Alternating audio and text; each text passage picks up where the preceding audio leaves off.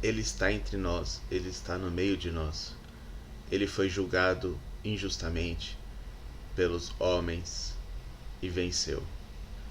Hoje é Páscoa, pessoal, então feliz Páscoa a todos. Vamos falar um pouquinho sobre esse dia? Roda a vinheta.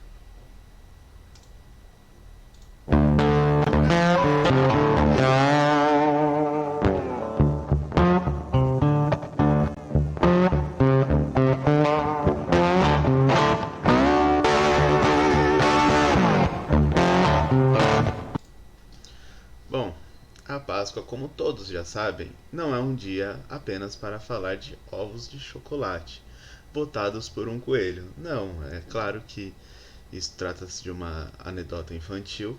A Páscoa é um dia de lembrar de Jesus Cristo, de um homem que foi julgado, né, por outros homens, foi condenado injustamente e sobreviveu à condenação da morte. Então é um dia de festejar essa vitória. Mas será que só Jesus Cristo foi julgado injustamente pelo positivismo infiel dos homens? Bom, hoje eu gostaria de lembrar de algumas pessoas que fizeram muito pela liberdade ou que dedicaram suas vidas ao livre comércio, à liberdade de alguma forma, e foram utilizados como mártires e julgados e condenados por esse mesmo mundo dos homens, falho, desonesto, infiel, impuro, que condenou Jesus Cristo. Se você for parar para pensar, não é? A teoria justnaturalista poderia regredir até a fase histórica que Jesus viveu e nós poderíamos descrever muito bem a injustiça que ocorreu. Né? Nenhum homem pode ser condenado sem ter cometido um crime com vítima. Jesus Cristo não cometeu crimes com vítima. Né? Ele foi condenado por ter um discurso que contrariava os interesses de Roma. E mesmo assim não foi condenado por Roma, foi condenado por uma plateia em votos, uma forma bem democrática.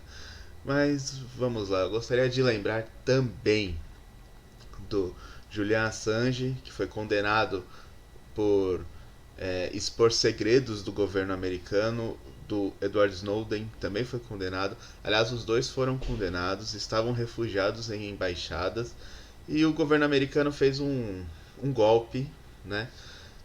No caso do Assange, que foi o mais recente, ele estava há 3 anos refugiado na embaixada do Equador, se não me engano, do Reino Unido.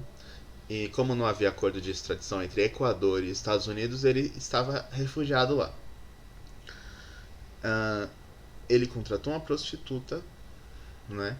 E após tudo que aconteceu, a prostituta saiu da embaixada e fez uma denúncia de estupro contra ele. Ora, por que estupro? Porque estupro é crime tanto no Equador quanto nos Estados Unidos. Então há a possibilidade de extradição. Como ele foi dentro da embaixada do Equador, o que manda são as leis do Equador, apesar de ser a embaixada do Reino Unido, no Reino Unido. Então ele foi preso. Assim que ele foi preso, naquele segundo em que ele saiu da embaixada, ela retirou a acusação. Por quê? Porque pouco importava a condenação por estupro. Ele não estuprou, ele a contratou. Né? Ele tinha robustas provas de conversas via aplicativo de mensagem e tudo mais. Ele não seria condenado por estupro, mas ele já estava fora da embaixada. Aí eles tiraram a algema dele da acusação de estupro. Ops, agora você está no Reino Unido. E o Reino Unido tem um acordo de extradição com os Estados Unidos por crime de traição. Você está preso por traição. E ele se encontra preso até hoje. Tem o caso do Ross Ulbricht. Esse talvez para mim seja o que foi mais grave, que é o criador do Silk Road. Ele criou um site na internet no qual você poderia vender qualquer coisa. O site tinha algumas limitações. Na verdade ele era na Deep Web, não era na internet. Mas ele tinha algumas limitações, como era proibido pornografia infantil e era proibido vender crimes considerados hediondos. Então você não podia anunciar um homicídio ali. Era como se fosse um mercado livre no qual você podia vender produtos que são que podem ser proibidos ou não, não importa. O site não vai filtrar isso. O que ele vai filtrar são esses serviços. Você não pode oferecer um homicídio, você não pode oferecer um sequestro, você não pode postar. E ele tinha essa regra bem clara: pornografia infantil. E o que aconteceu? esse site passou a movimentar bilhões de dólares porque muitas pessoas usavam para vender drogas e armas. O governo americano ficou anos tentando descobrir quem era o Dread Pirate Roberts, que seria o pseudônimo do dono do site, né, o presidente do site, gestor geral, e chegaram à conclusão de que era o Ross Ulbricht por causa do IP que era utilizado pelo Dread Pirate. Era um IP de uma biblioteca próxima à casa dele, e ele tinha algumas transações suspeitas em suas contas e tudo mais. Só que ainda assim, eles não poderiam prendê-lo, porque usar a Deep Web não é crime, ele não comprou e vendeu nada, ele apenas, em tese, intermediava essas compras e vendas.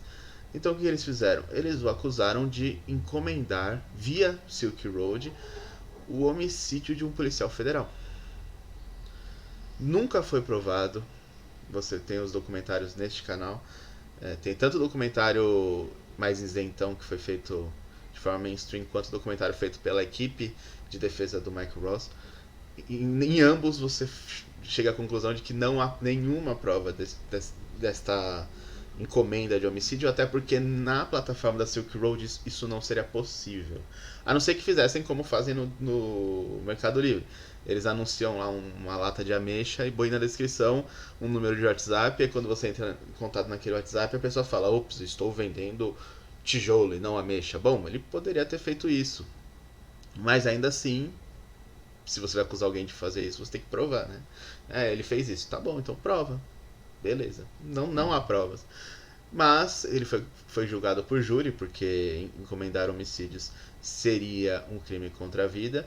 E a Procuradoria norte-americana pegou pesado no sentido de dizer que, olha, o site dele era utilizado para comprar armas e drogas, então ele vendia armas e drogas, o que é uma falsa correlação totalmente absurda.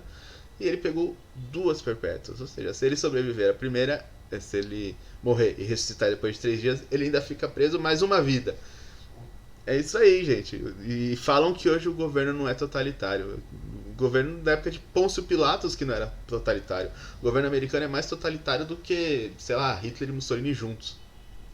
Mas continuando a nossa saga por pessoas que foram tratadas injustamente pelo governo, acho que todos merecem uma pequena lembrança nessa frase, né? Todo mundo é tratado injustamente pelo governo, todos nós somos roubados. Mas tem um brasileiro que se destaca porque ele foi punido justamente por fazer vídeos, como eu, como vários outros, sobre libertarianismo, sobre Bitcoin e tudo mais. Ele fez um vídeo expondo o salário de uma juíza federal, aliás, de uma juíza estadual. A questão é que ele não estava inventando nada e ele não estava expondo nada que já não estivesse exposto no portal da transparência. Então era só entrar no site do portal da transparência e estava lá o salário dela. Mas ao fazer um vídeo falando o salário dela, ela se achou no direito de processá-lo. Ela ganhou o processo, porque nós estamos falando do direito dos homens, né? Estamos falando do Estado. Ela ganhou o processo, ele pegou o salário desse outro juiz que também que o condenou e também expôs. Esse outro juiz também ganhou o processo. E o Daniel Fraga estava devendo mais de R$1 milhão. E ele fez um vídeo com a seguinte e célebre frase: boa sorte para eles tentando penhorar os meus bitcoins.